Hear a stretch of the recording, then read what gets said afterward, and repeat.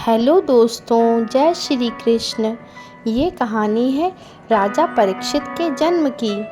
परीक्षित के जन्म की कथा महाभारत के युद्ध के समय की है। जब द्रौपदी को इस बात की जानकारी मिली कि अश्वत्थामा ने उसके 5 बेटों की हत्या कर दी है तो उसने अनशन करने की ठान ली। द्रौपदी ने प्रण लिया कि वह अपना अनशन तभी तोड़ेगी जब तक कि अश्वत्थामा के सिर पर लगी मणि उसे नहीं मिल जाती। जब अर्जुन को इसकी जानकारी मिली तो वे अश्वत्थामा से युद्ध करने निकल गए। दोनों के बीच भयंकर युद्ध शुरू हो गया। अर्जुन को मौत के घाट उतारने के लिए अश्वत्थामा ने अपना ब्रह्मास्त्र निकाला। यह देख अर्जुन ने भी अपना बचाव करने के लिए ब्रह्मास्त्र का प्रयोग किया। तभी वहां नारद और ऋषि व्यास पहुँचे और उन्होंने ब्रह्मास्त्र का इस्तेमाल करने से मना किया।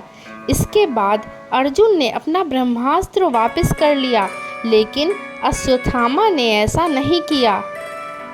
दरअसल अश्वत्थामा 5 पांडवों के कुल को नष्ट करना चाहता था, इसलिए उसने अपने ब्रह्मास्त्र की दिशा बदलकर अभिमन्यु की पत्नी, जो कि गर्भवती थी, उसकी ओर कर दिया। इस पर भगवान कृष्ण ने कहा, अभिमन्यु की पत्नी उत्तरा को परीक्षित नामक बेटे के जन्म का वरदान मिला है, इसलिए वह जरूर जन्म लेगा। अगर वह मरा हुआ भी पैदा हुआ तो मैं खुद उसे जीवन दान दूंगा और वह बड़ा होकर एक महान सम्राट बनेगा, जबकि तुम 3000 वर्ष तक इस पाप को ढोते रहोगे। साथ ही हमेशा तुम्हारे खून से बदबू आती रहेगी और वह ऐसे ही बहता रहेगा। यही नहीं, तुम हर प्रकार के बीमारियों से घिरे रहोगे। इसके बाद अर्जुन ने अश्वत्थामा को रस्सी में बांधा और द्रौपदी के पास ले आया। अश्वत्थामा की हालत देखकर द्रौपदी को दया आ गई और उसने अर्जुन से उसे छोड़ने की अपील की, मगर भगवान कृष्ण ने ऐसा नहीं होने दिया और उन्होंने अर्जुन को आदेश दिया कि उसके सिर से मणि निकाल लें और द्रौपदी को दे दें।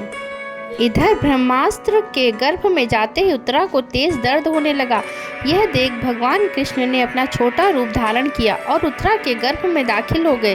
कृष्ण का छोटा रूप एक अंगूठे के बराबर ही था। वे शंख, चक्र, गदा और पद्म सब कुछ धारण किए हुए थे। उत्तरा के गर्भ में अश्वत्थामा द्वारा छोड़े गए ब्रह्मास्त्र की आग को शांत कर रहे थे। वहीं गर्भ में पल रहा बालक उन्हें देखकर हैरान था कि मेरी माँ के गर्भ में कौन घुस आया है। कुछ समय बाद उत्तरा ने अपने बच्चे को जन्म दिया, लेकिन वह मृत पैदा हुआ। यह देख वह रोने लगी। उसने भगवान कृष्ण से कहा, हे नारायण, आपने तो कहा था कि मेरे बेटे पर ब्रह्मास्त्र का असर नहीं होगा और वह जीवित ही पैदा होगा। वह सालों तक अमर होकर राज करेगा, लेकिन यह तो मरा पड़ा है। इसे जीवित करने की कृपा करो प्रभु।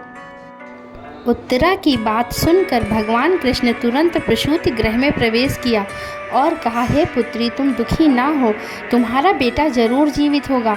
मैंने खुद इसके जीवन की रक्षा की है।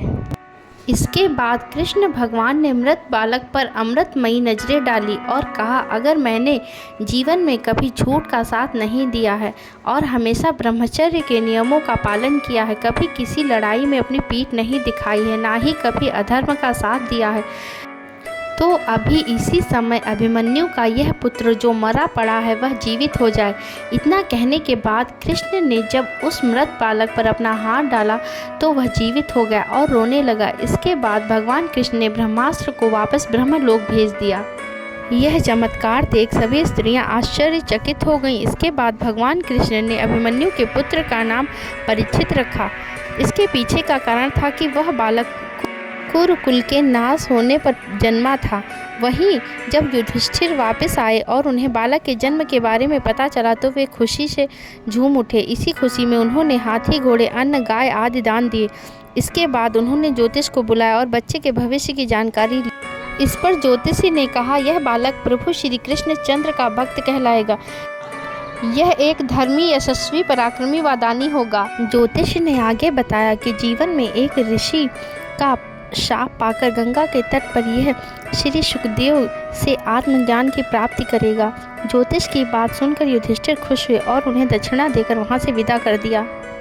इस कहानी से हमें यह सीख मिलती है कि कभी भी किसी कार्य को छल कपट के साथ नहीं करना चाहिए, इससे हमारा बुरा ही होता है। अगर आपको हमारी यह कहानी पसंद है तो प्लीज़ हमारे चैनल को लाइक, शेयर एंड सब्सक्राइब ज़रूर कीजिएगा। जय श्री कृष्ण दोस्तों।